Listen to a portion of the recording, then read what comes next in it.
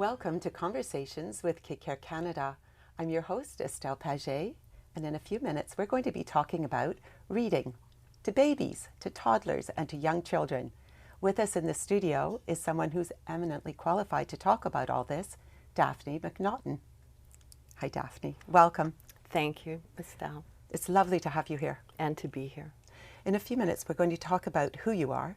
But first, I asked you to think about a key message for viewers. Were you able to do that? I was.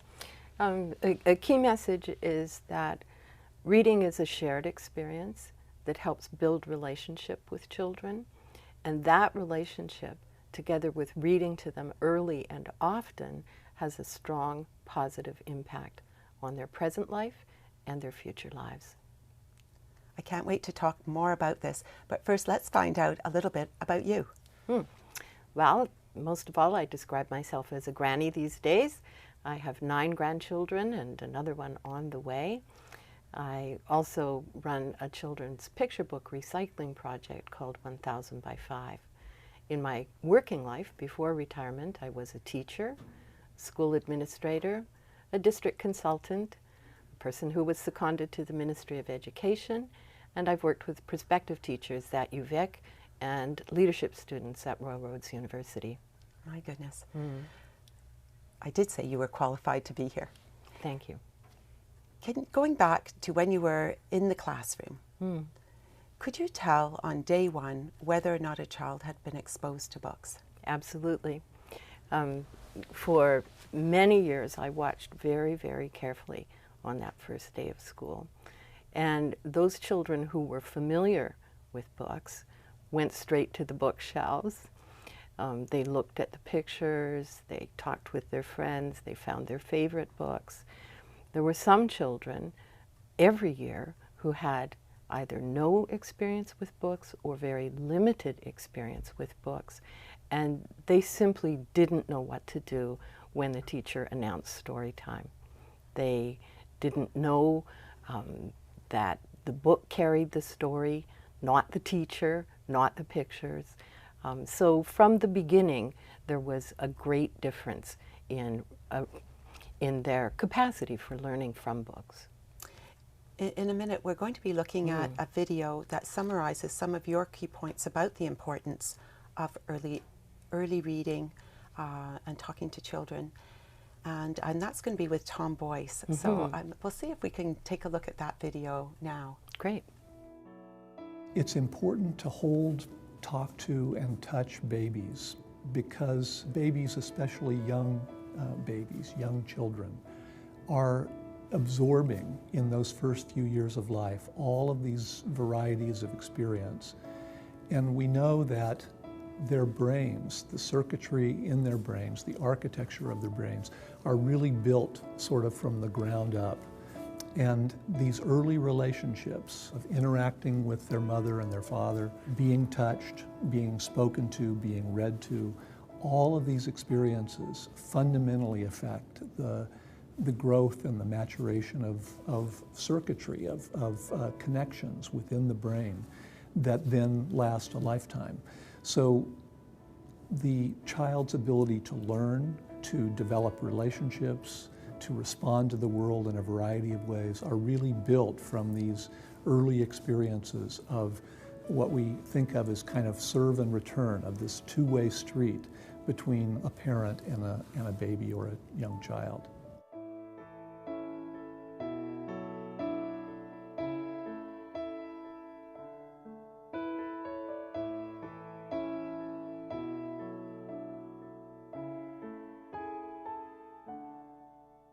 Daphne, many of the researchers that we work with, like Tom Boyce, talk about serve and return.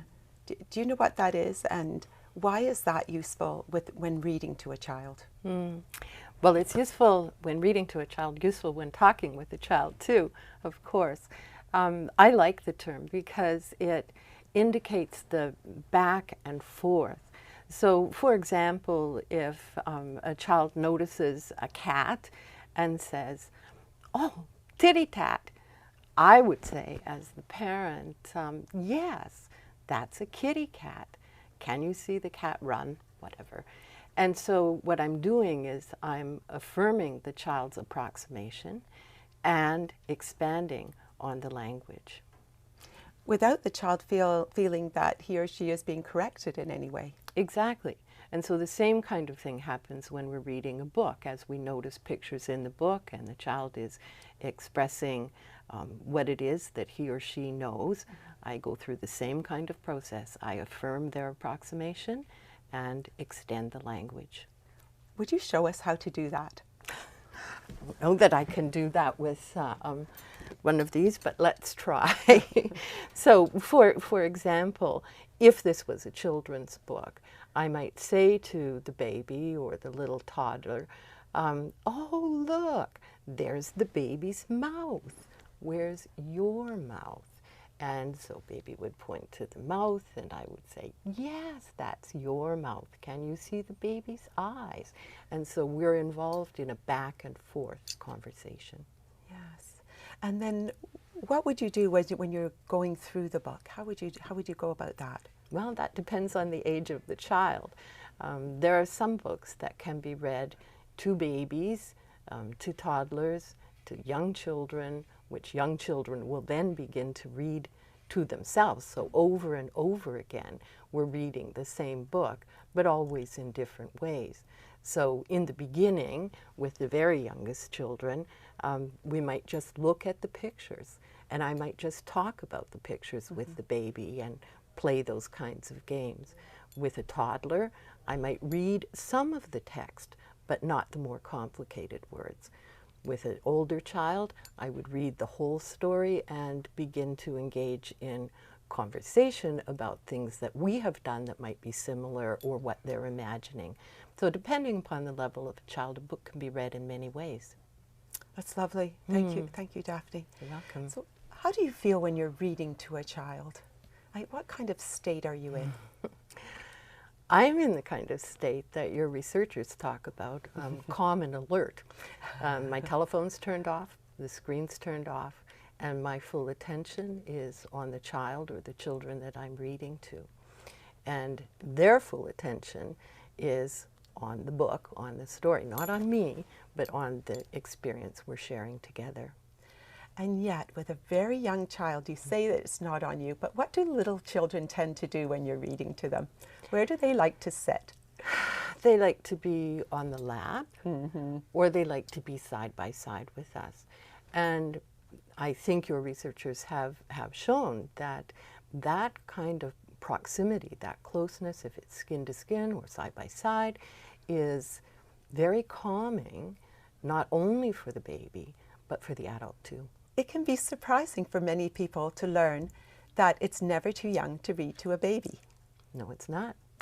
Can you tell us a bit about that? Sure. I have seen people reading to newborns. I've had a chance to read to newborns.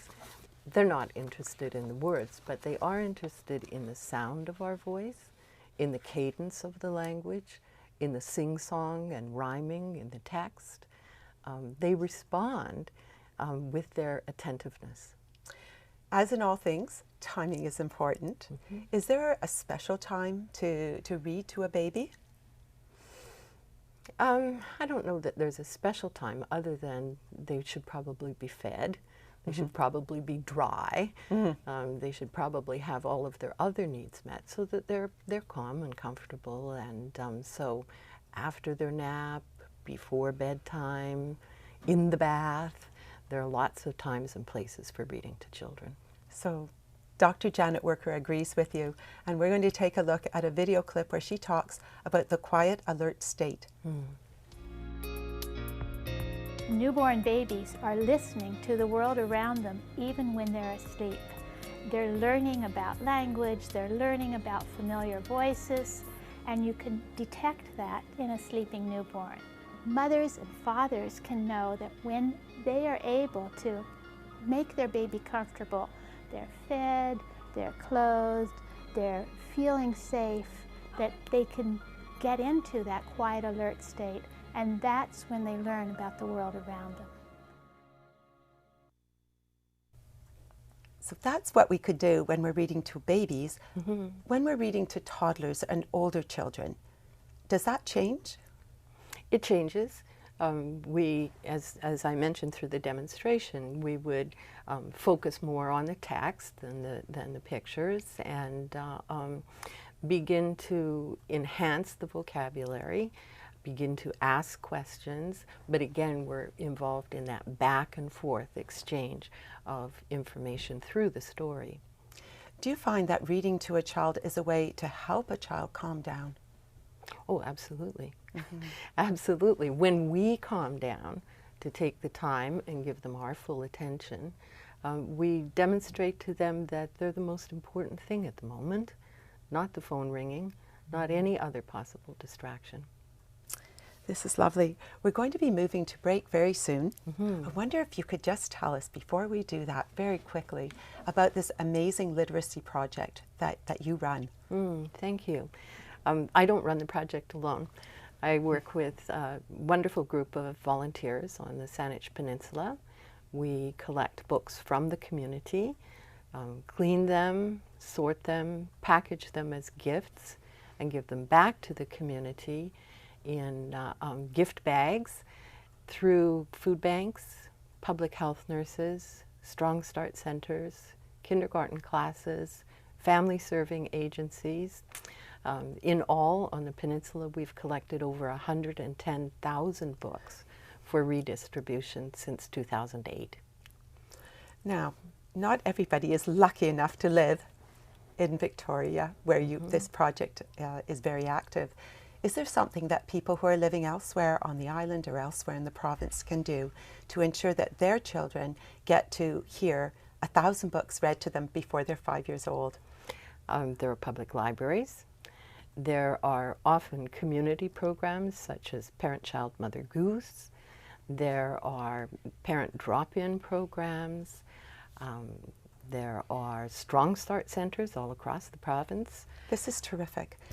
We're going to move to a break right now, and when we come back, we're going to continue the conversation with Daphne McNaughton.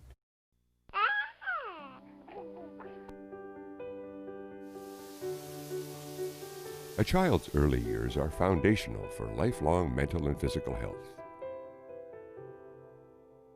Kid Care Canada Society is a charitable organization incorporated in the province of British Columbia.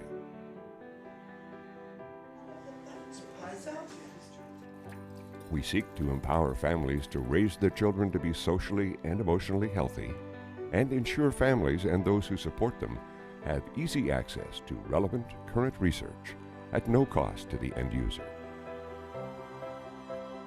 Our appealing videos, now being captioned in various languages, feature world-renowned experts and real families.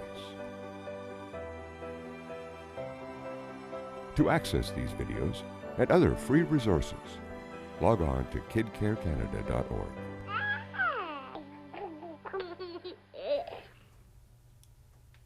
We hope you will check out some of those resources, but right now in the studio with us is Daphne McNaughton.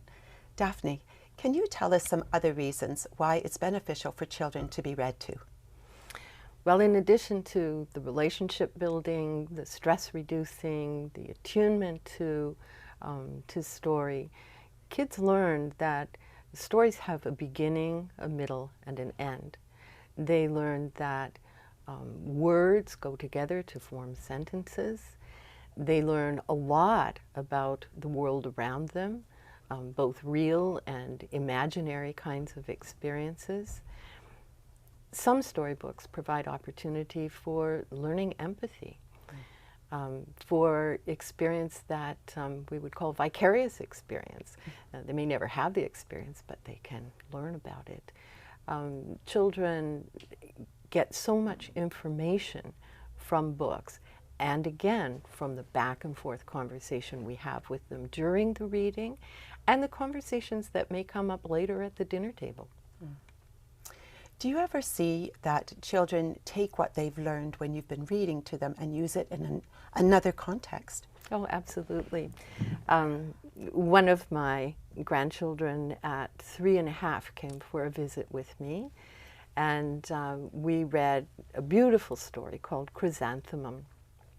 Chrysanthemum is a little mouse character who's born into a loving family, And she is declared absolutely perfect and given this beautiful 13-letter long name.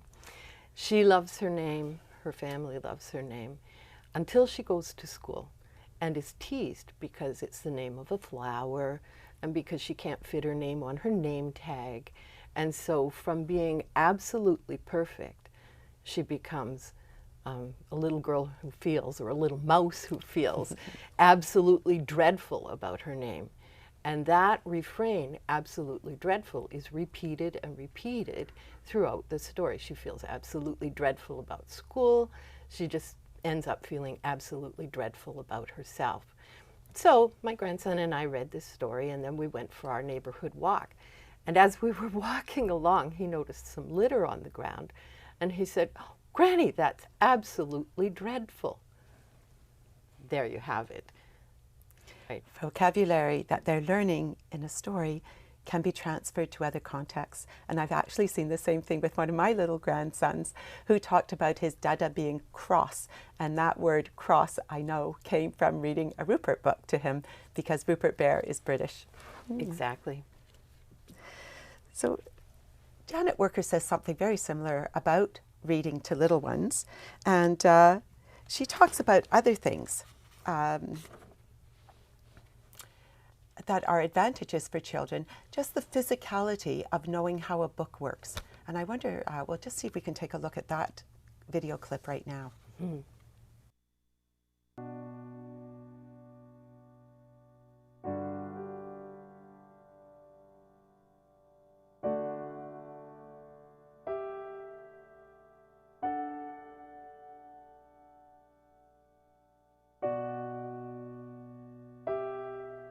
The other things you're doing are perfect as well. I mean, you read to him, so that gives him richer input than he might hear just in those on-face kinds of interactions.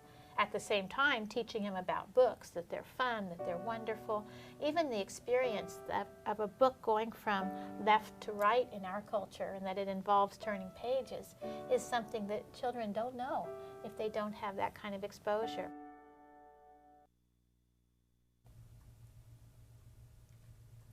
So that confirms what you were saying about the advantages for children, just to feel comfortable in knowing how a book works when they go to school. And that way you were saying that they feel more comfortable when they begin their school. What are some advantages for children who feel comfortable when they first enter a school situation?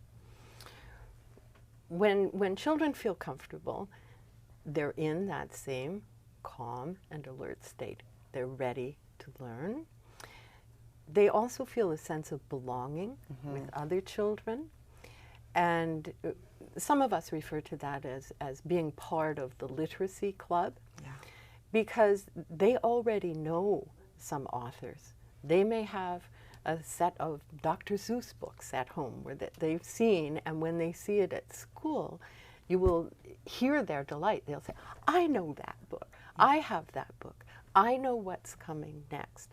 And they will enjoy hearing it again from a different reader at school. And so that comfort and that association of reading with pleasure means that they can begin to read for themselves if they're not already reading some words by the time they come to kindergarten. It's also a sense of being a part of society, isn't it? And you've spoken with me about the difficulties for many people, for adults who are struggling with learning to read. And what can you tell us about adults who struggle with literacy? Because there are quite a few in the province. There are, and our health outcomes are dependent upon literacy. Our ability to provide homes and food and so on are very literacy dependent. And so the parents that I've met in that kind of circumstance don't want their children to have to struggle as they have. They want their children to be able to read. And they don't have to be able to read well themselves in order to help their children learn to read. This is so true and so comforting to know. One of the things we've also learned from research is the important role of dads in reading to children, especially reading to boys. And Dr. Tom Boyce talks about this in a clip that we're going to take a look at. It's been wonderful. He wakes her up first thing in the morning. He's the one who looks at her every single day in the morning. He plays with her, he reads a lot to her, and if I'm worked up about work or something like that, he talks to her and tells her that Mommy is just worked up because there's something coming up, but she'll be fine soon. So he does a lot of comforting, and that's been great. Children are little sponges for what they see their parents doing in the life of the family around them. So seeing their dads read is an important influence on their interest in and willingness to acquire the ability to read. Having their fathers read to them is very important, not only emotional interaction, social interaction with their parent, but also cognitively begins to help them understand the pleasure and the fun of reading. A father who cannot read can still interact with that child in ways that are important and helpful to the child. Simply having a children's book and turning the pages and telling whatever story the father wants to tell about the illustrations in that book is a tremendously helpful thing for a little child. Dr. Tom Boyce just gave us a lot of good information about the role of dads and reading to children. We're with Daphne McNaughton. Daphne, what are some of the things that you think were important in that video clip that we just saw? Oh, well, you see the relationship is evident as the parent is reading to the child. There's also the modeling that happens in the home. Reading is something that people do for information, for pleasure, and reading from a book is very different from the kind of reading that some of us do on screens. Mm. We've had such a rich conversation today. So we've talked about the importance of the early years and that what's happening early on is foundational, and that you can read to babies, you can read to toddlers, and you can read to young children. What about reading to older children? Reading to older children is something that, or the reading habit is something that's important to continue on with older children. And the reason for that is because they may not be able to read all of the words in the book, but they can understand the story or the information that's being presented.